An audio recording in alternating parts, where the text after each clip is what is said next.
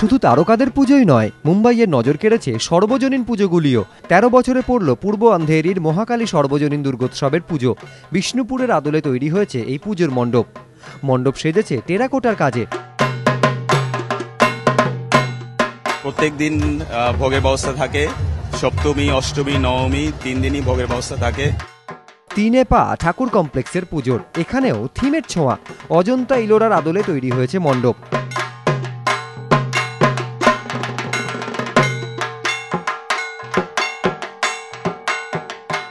অজন্তা ইলোরার যে ভাস্কর্য এবং যে শিল্প, কেভ পেন্টিং, সেগুলোকে আমরা আমাদের মণ্ডপের মধ্যে তুলে ধরেছি। অষ্টমীর সকালে কুমারী পুজো থেকে সন্ধ্যার আরতি, বাদ নেই কোনো কিছুই। জমজমাট মুম্বাইয়ের পুজো। সমিত সেনগুপ্ত, এবিপি আনন্দ, মুম্বাই।